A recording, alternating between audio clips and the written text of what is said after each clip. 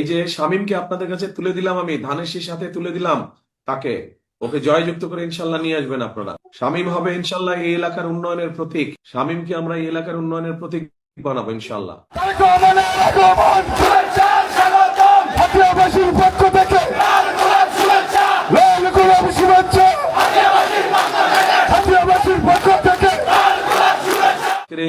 নির্বাচনী জনসভার সম্মানিত সভাপতি, আমার সামনে উপস্থিত উপজেলার প্রিয় ভাই ও বোনেরা এবং প্রিয় সহকর্মীবৃন্দ, আসসালামু আলাইকুম।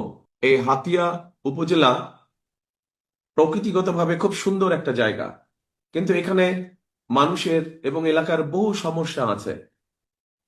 আমাদের এখানে ব্লক দেওয়ার জন্য আমাদের দাবি, আপনি ক্ষমতায় আসার পর আমরা ক্ষমতা আসলে, বিএনপি সরকার ক্ষমতা আসলে প্রথমেই আমাদের ব্লক বাঁধের মাধ্যমে নদী ভাঙা রোধ করতে হবে। এটা হলো প্রথম দাবি। এই দেখেন, আপনি যেই দাবিগুলা বললেন, দেখেন আমি লিখে রেখেছি, এগুলা নিয়ে আমি কথা বলতাম। দেখেছেন, এগুলা আগেই আমার কাছে লেখা আছে। আমি জানি আপনাদের এলাকার কি কি সমস্যা, আমি জানি আপনাদের এলাকার ব্লক বাঁধ নির্মাণ করে নদী ভাঙন রোধ করা, টেকসই বেড়িবাঁধ নির্মাণ করা, ভূমিহীনদের জন্য খাস জমি বন্দোবস্ত করা, উপজেলা স্বাস্থ্য কমপ্লেক্সকে 150 শয্যায় উন্নীত করা, তারপরে জাহাজমারা ইউনিয়নকে নতুন উপজেলায় রূপান্তর করা, এগুলা সব আপনাদের যেগুলো এলাকাবাসীর দাবি, এগুলো সব আমি জানি, এগুলা সব আমরা লিখে রেখেছি। ইনশাল্লাহ সরকার গঠনে সক্ষম হলে, আমরা সরকার গঠন করলে বিএনপি ধীরে ধীরে একটার পর একটা আমরা এলাকার মানুষের সমস্যার ইনশাল্লাহ সমাধান করব। কিন্তু আপনাদেরও তো একটা দায়িত্ব আছে।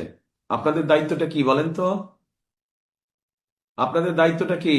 ধানের শীষকে জয়যুক্ত করা। ধানের শীষকে কবে জয়যুক্ত করবেন? কবে? 12 তারিখে ইনশাল্লাহ, 12 তারিখের নির্বাচনে ইনশাল্লাহ ধানের শীষকে জয়যুক্ত করতে হবে। পারবেন ইনশাল্লাহ? প্রিয় ভাই বোনেরা, ইনশাল্লাহ আজকে সময়ের অভাবে আমি আপনাদের পাশে এসে দাঁড়াতে পারিনি। আগামী দিনে ইনশাল্লাহ আপনাদের সামনে আসব, যখন এই বেড়িবাঁধের নির্মাণ কাজ শুরু হবে, এই বড় বড় কাজগুলা শুরু হবে, ইনশাল্লাহ সেই সময় আপনাদের কাছে আসব, সেই সময় আপনাদের সাথে দেখা হবে এবং আপনাদের সাথে বসে কথা বলবো। তখন করব কাজ, সবার আগে প্রিয় ভাই বোনেরা, সকলে ইনশাল্লাহ ভালো থাকবেন, সুস্থ থাকবেন। ইনশাল্লাহ দ্রুতই আপনাদের সাথে দেখা হবে। আল্লাহ হাফেজ। বাংলাদেশ জিন্দাবাদ। বাংলাদেশ জাতীয়তাবাদী দল জিন্দাবাদ। আসসালামু আলাইকুম।